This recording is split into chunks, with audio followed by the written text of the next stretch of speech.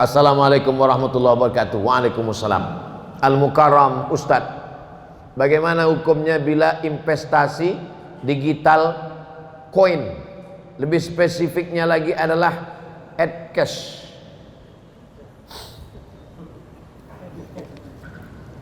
Dulu awal-awalnya jual belinya, bapak punya padi, saya punya ikan.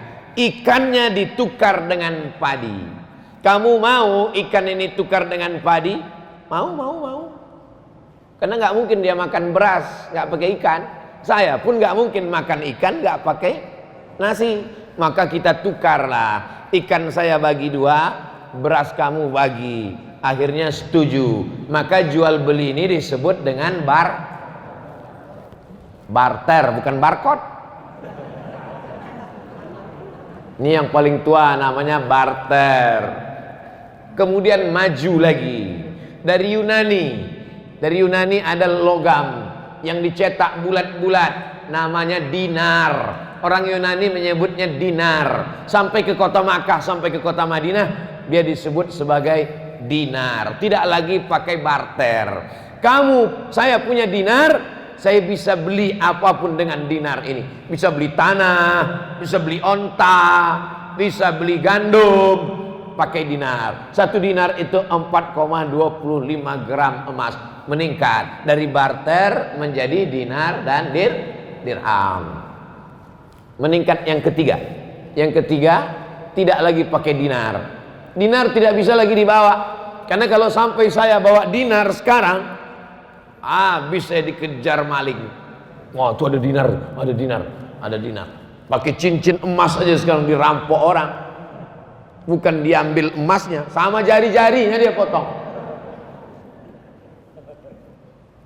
Barter, di atas barter dinar, di atas dinar. Ini yang ketiga, keluarlah apa yang disebut dengan uang kertas.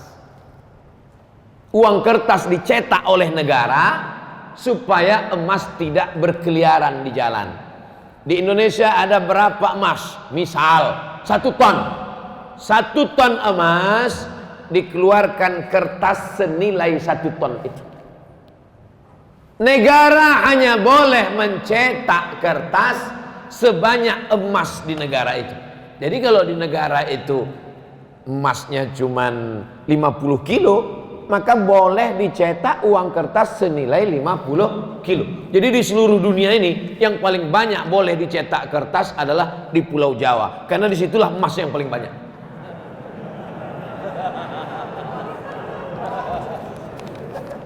Lalu kemudian Amerika mencetak kertas lebih banyak dari emas yang ada di negaranya. Ini yang pertama kali melanggar di dunia ini, Amerika. Dia cetak kertas, ternyata nilai emasnya tidak sebanyak itu. Di Amerika itu emas tidak terlalu banyak.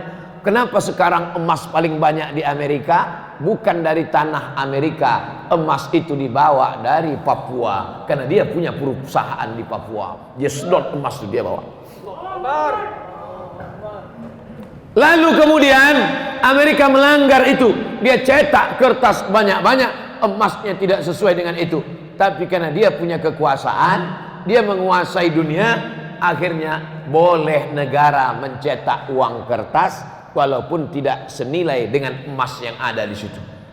Sudah 3. Barter, dirham, dinar, kertas. Sekarang puncaknya yang keempat. Ini yang disebut dengan duit digital. Digital money. Produknya banyak, macam-macam. Sama dengan uang kertas.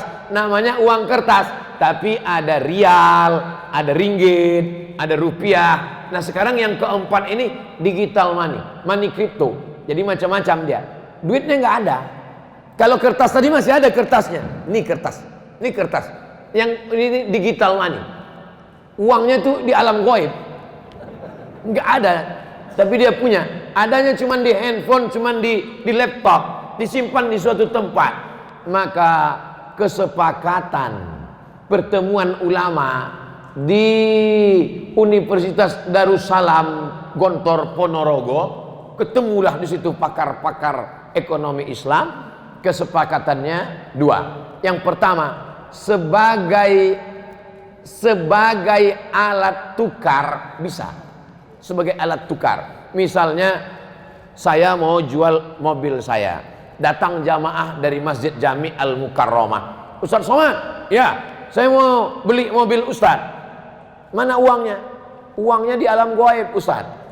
Saya pakai uang digital sebagai alat tukar. Kalau saya mau, boleh. Saya terima uang digital kamu, ini kirim ke sini, saya simpan di akun ini, boleh sebagai alat tukar. Tapi sebagai alat investasi sebaiknya tidak. Kenapa sebaiknya tidak? Karena nilainya tidak stabil. Uang kertas saja pun nilainya tidak stabil. Uang kertas mengalami resesi. Uang kertas mengalami apa yang disebut dengan nilainya tak sama, jatuh. Harga kambing zaman Nabi dengan zaman sekarang pakai uang dinar sama. Karena emas itu stabil. Makanya orang sekarang berbondong-bondong menyimpan emas. Emas tetap naik. Emas dulu 1 gram 500.000. Sekarang emas sudah 1 juta. Nanti berganti zaman, berganti. Sedangkan uang, makanya kalau ada orang minjam uang, saya pinjam uang kamu 100.000 tahun 2020, dibayar tahun 2030 dengan 100.000, mau apa enggak? Saya enggak mau. Karena dalam 10 tahun itu terjadi inflasi, nilai uang itu jatuh. Tapi kalau emas tidak jatuh, emas stabil. Nah, jadi ada satu usaha mau mengembalikan umat Islam ini kembali pakai emas, pakai mata uang emas. Kalau Eropa bisa pakai satu mata uang euro, umat Islam juga bisa pakai mata uang emas, dinar. Bisa atau tidak bisa? Bisa. Tapi umat yang paling bisa disatukan ini umat Islam. Tuhannya berapa? 1. Qul huwallahu ahad. Nabinya berapa? 1. Asyhadu anna Muhammadan Rasulullah. Kiblatnya berapa? 1. Orang Islam sholat arahnya di dunia ini cuma 1. Tapi yang paling sulit disatukan umat Islam. Subuh aja udah kulai. Satu pakai kunut, satu enggak kunut. Satu pakai usolli, satu enggak. Yang satu telunjuknya gini, yang satu gini-gini. Betul? Nah, makanya kita jaga persatuan. Masalah sepele-sepele ini jangan sampai merusak persatuan. Kesimpulannya, money crypto, uang digital sebagai alat tukar oke. Tapi sebagai investasi, kalau beberapa pemain money crypto kehilangan uang. Bapak Ibu ikut tak berita? Si fulan artis terkenal kehilangan uang digital karena kehilangan karena sebagai alat investasi. Nah ini paham? Anggukkan aja kepala.